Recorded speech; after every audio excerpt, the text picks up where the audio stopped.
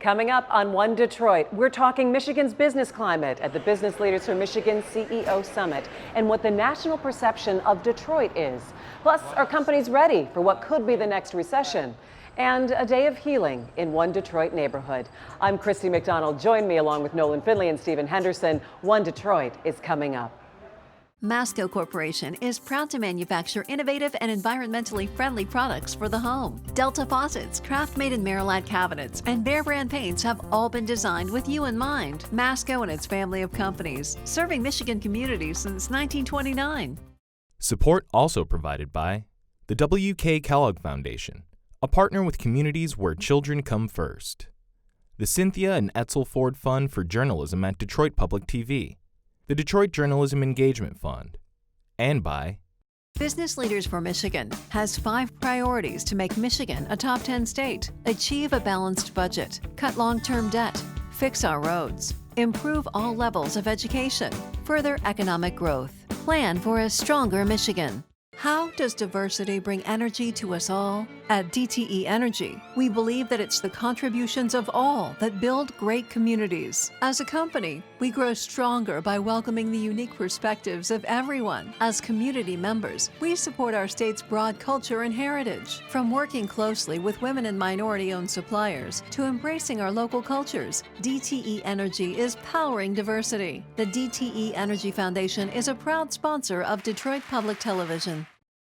Also brought to you by Ally, NISSAN Foundation, and viewers like you. Thank you.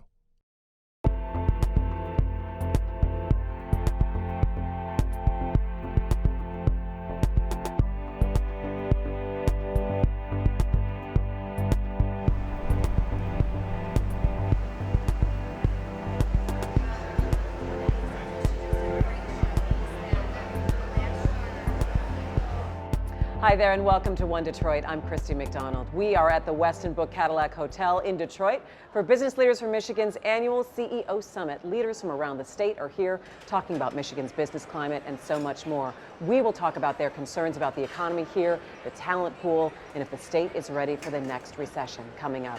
Plus some surprising stats out of a new Detroit study that shows some national business leaders still think Detroit is in bankruptcy, the challenge of changing perception.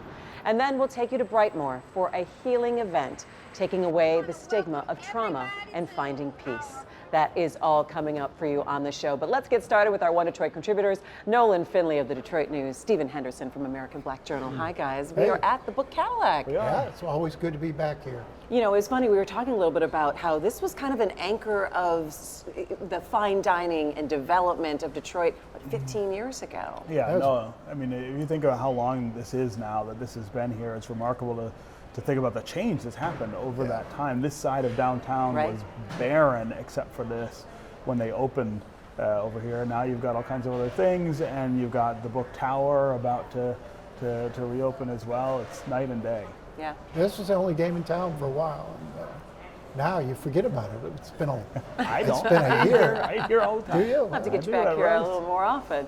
All right, let's talk about some things that are happening in the news. And I was asking both of you what was on top of mind. And Nolan, you said line 5, pivotal ruling from a judge saying that what happened in that lame duck session when they made that tunnel authority to build the tunnel for the pipeline, that was indeed okay to go. And the state, Dana Nessel, saying we're still going to appeal that. Yeah, and as we write in the Detroit News today, they need to give it up.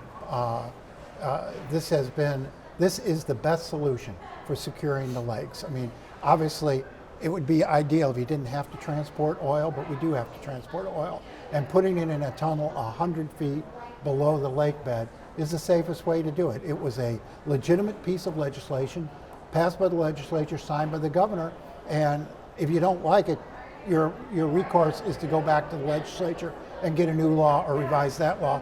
It's not to go to court and try to overturn it on a technicality, and the Court of Claims said just that this Well, week. I think the fight's still going to continue here, and also the Attorney General is raising a flag saying, does Enbridge, will they really even pay for the cleanup? There is something about a document, whether it was the U.S. subsidiaries that would say they would, as opposed to a giant corporation, which is based out of Canada. There's still a lot here. Well, hang on, let Steve chime in on this, we come back to you. Yeah, I mean, there are a lot of issues to be settled, and I'm not sure that the Court of Claims should have the final say on it. I don't think there's anything wrong going up the appeal chain and getting a final ruling on it.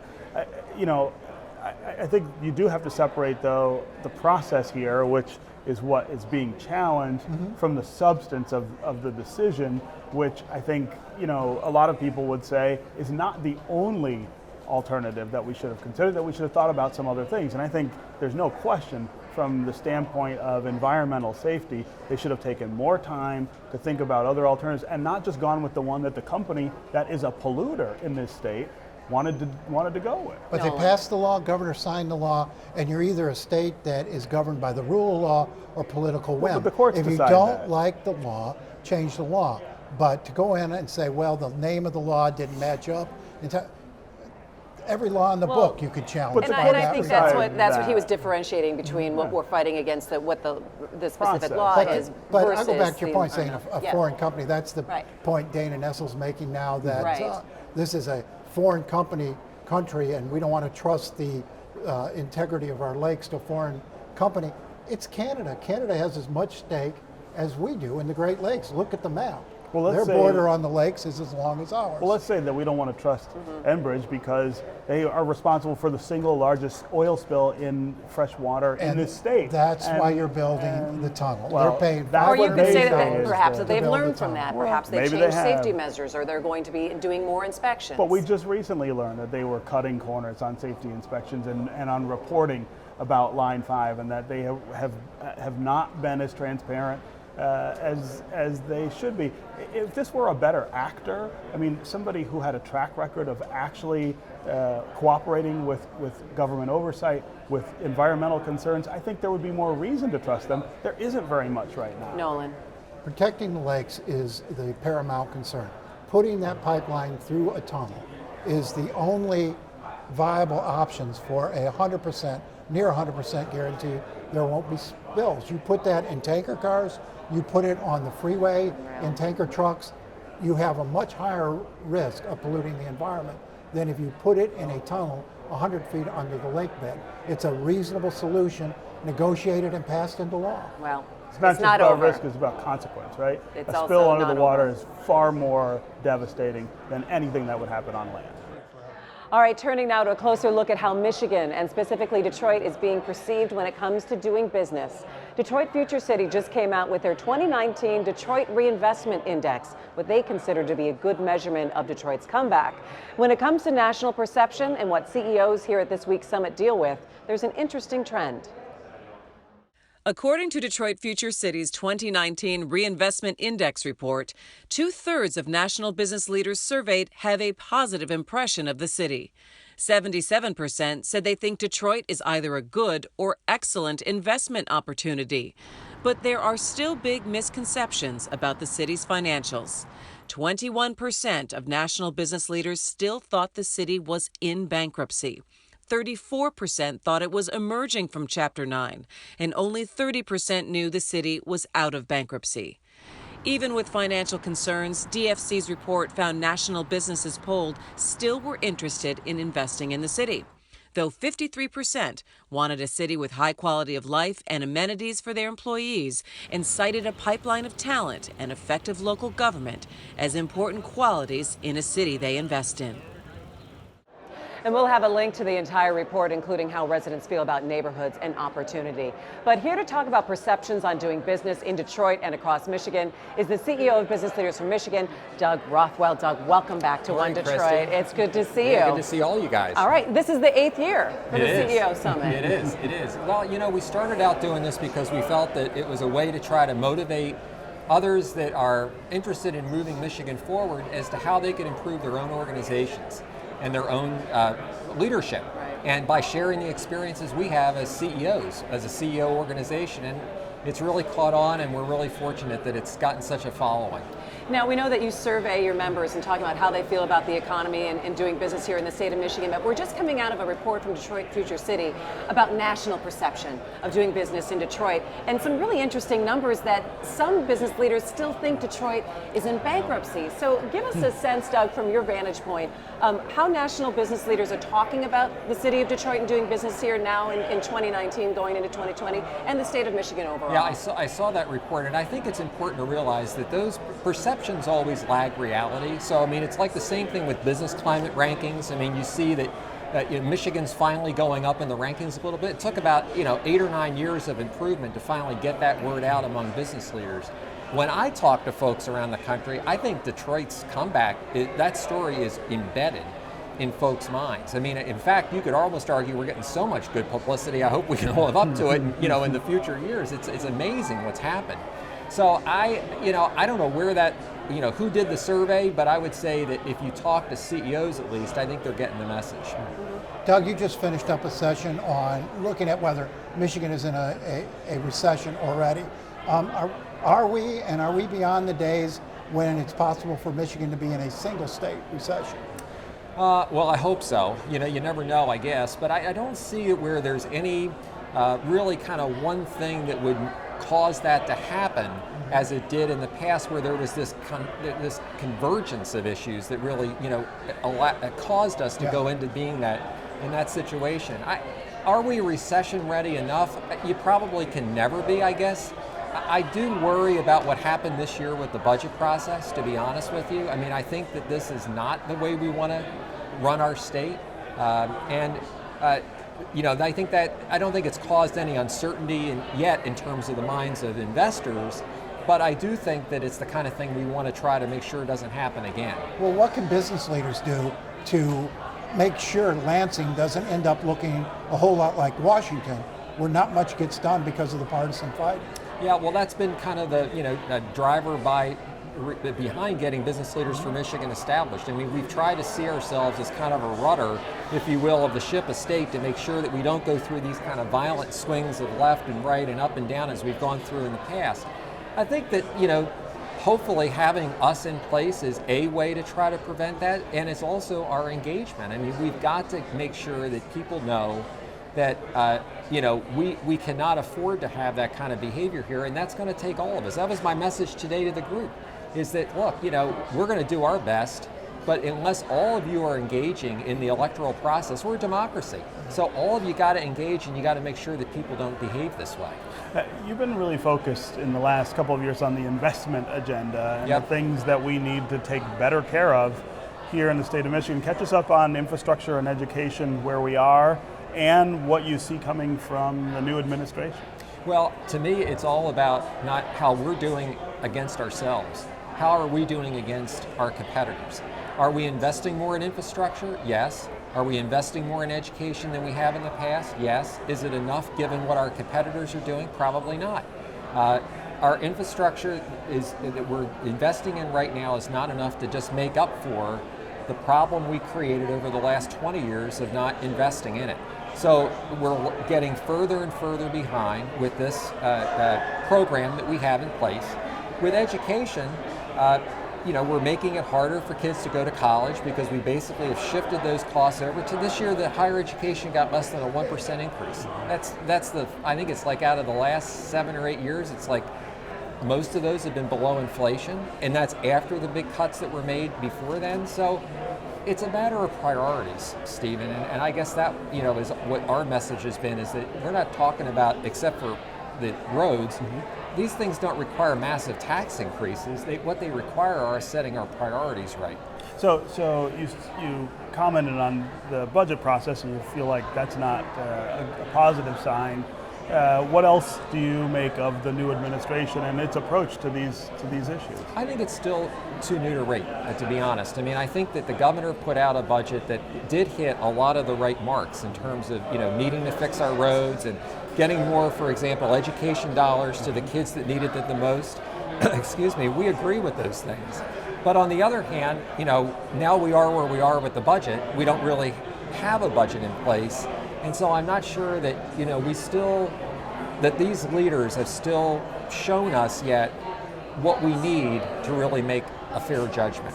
So you talked about the need of engaging the business community on more of a policy level in this next year, that is the aim of your organization, to say, look, this is how that you can get involved in starting to change some of this policy. How do you see that playing out, and what are some of the questions that the business leaders are asking you about how they can engage? Well, I think what we're trying to do is to say that the work that we have to do now is going to take longer to see through than maybe some of the work we've done up until now. So, for example, to get our fiscal house in order, we could pass laws and we could see the effect of those laws pretty fast.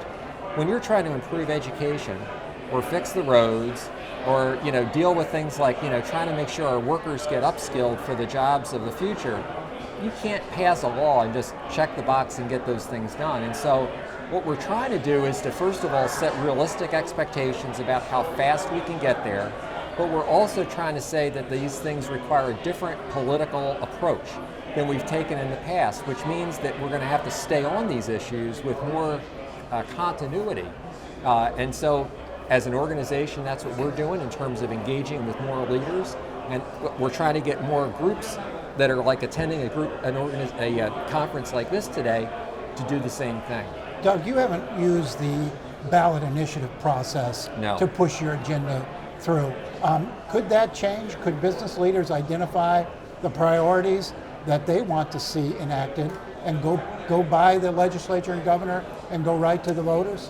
You could. I mean, it's something that you'd have to think about depending on what the issue is. I mean, the hard thing with it is, Nolan, it costs so much money, it takes so much time, and I mean, you remember the days here in Detroit when the old Detroit Renaissance did those things and you lose, and then it kind of sets you back for a while. So, I mean, it's a high-risk strategy to go through that.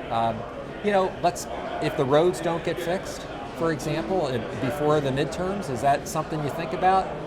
We're not right now, but it's something that you would probably need to think about if that happens. And do you feel like that process in this state is a way to get good policy? I mean, we've seen so many nutty kinds of approaches to that. No, it's not the way to govern. No, I mean, it isn't. And it just, it gets you sidetracked, I think, more often than not. So, I mean, I'm not personally a big fan of, doing everything by ballot initiative. It's something that we've got to fix through our governance structure. I want to go ahead and finish up with one thing, the survey that you do of business leaders, and 95% of them think the economic outlook will stay the same or get worse in the next year, and no one's really anticipating a reduction in the workforce, but are they anticipating adding on, or are we just kind of at a holding pattern right now? No, actually in Michigan, I mean, the survey that you're talking about, we actually had a good number of our members say there's still increasing investment and hiring here in the state, despite some of the uncertainty that you talked about. So, even the panel that we just had at this session, I think said that we're probably not looking at a recession. We may be looking at a little bit of a slowdown, but that slowdown may actually pick up even, 6 or 9 months down the road if, again, nothing crazy happens. So I think we're still feeling pretty good about things. And we've got another election in one more year, and that has everyone kind of watching and waiting as well. Yeah, well, it was, again, the message I tried to send to the, folks that were attending this conference today is we can look at that positively or negatively. We can either get upset over the political discourse, or we can say, look, we're a democracy. We all have an opportunity to engage in this process. If you're concerned, if you have an interest, engage. And there's a variety of ways you can do it. It's not just one time at the ballot booth. Call up your legislators today if you're upset about some of the issues we talked about. That's what it's going to take, and that's harder to do, but it's what's necessary where we are. All right, Doug Rothwell, it's always good to catch up with you. It's good to see you. All right, and finally, a neighborhood event with a focus on healing on Detroit's northwest side. A lot of kids and families in the Brightmoor neighborhood are dealing with some kind of trauma in their lives, and those experiences can change everything. How kids learn, how they interact with people, if they can hold a job. Healing Day is a way to talk about it and to get help. Will Glover has our story. Our neighborhood has a stigma. Somebody said, can anything good come out of Brightmoor? George Bush said it at a mayor's conference.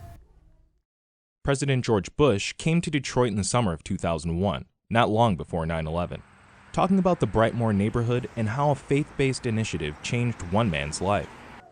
A generation later, A recent fall weekend on the West Side City Covenant Church and Mission City Center, where neighbors hear a new approach to fixing a community's problems, especially with the children. We want to welcome everybody to our first Brightmoor Healing Day.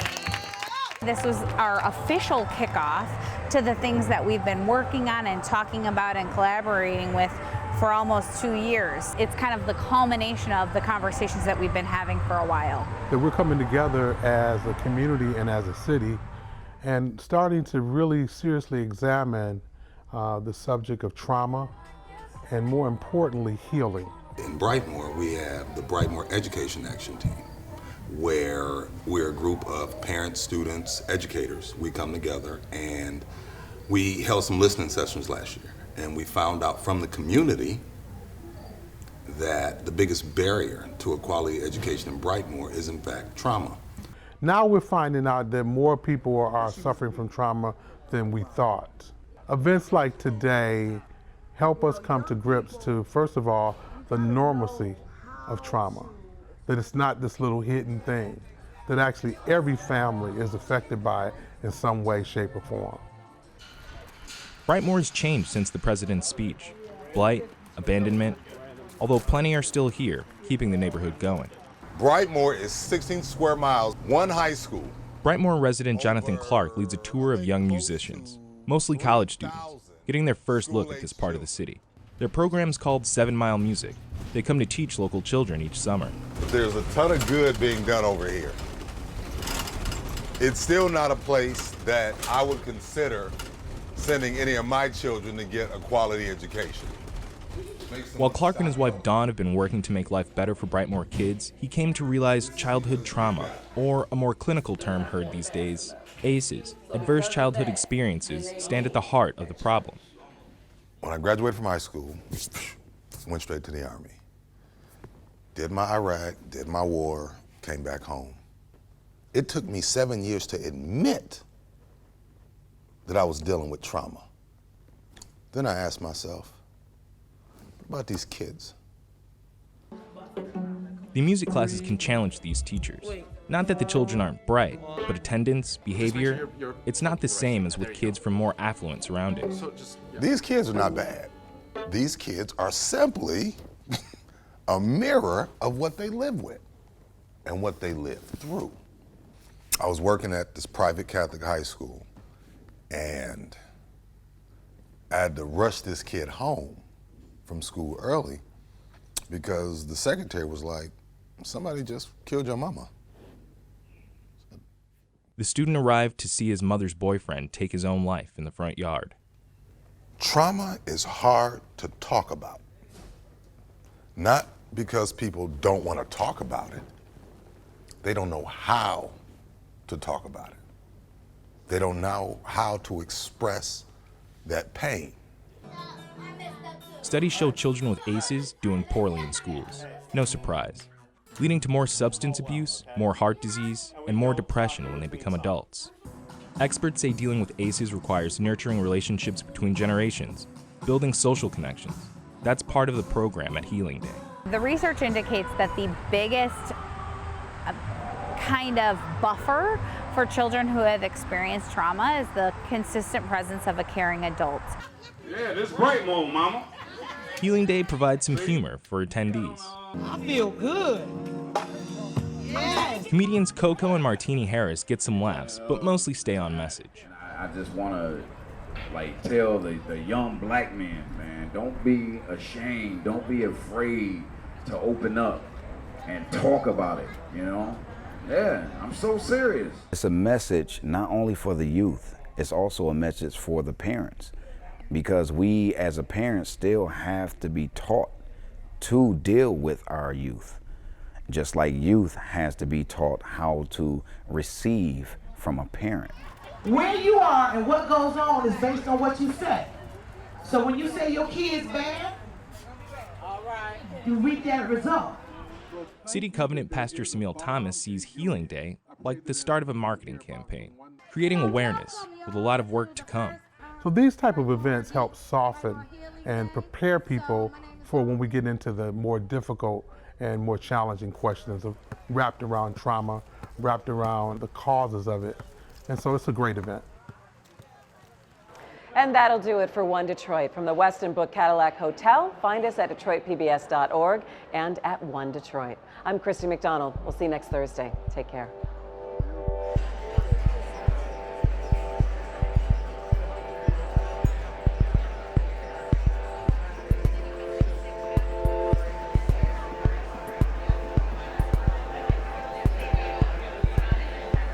Support local journalism with One Detroit. Go to dptv.org/OneDetroit and click Donate. Receive a limited edition One Detroit mug as a thank you gift.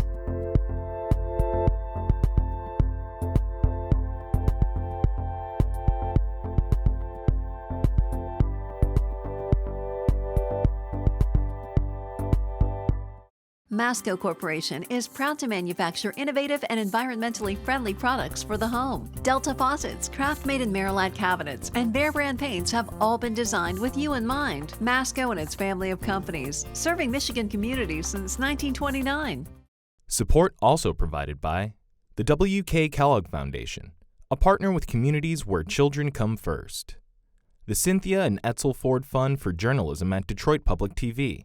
The Detroit Journalism Engagement Fund, and by Business Leaders for Michigan has 5 priorities to make Michigan a top 10 state. Achieve a balanced budget, cut long-term debt, fix our roads, improve all levels of education, further economic growth, plan for a stronger Michigan.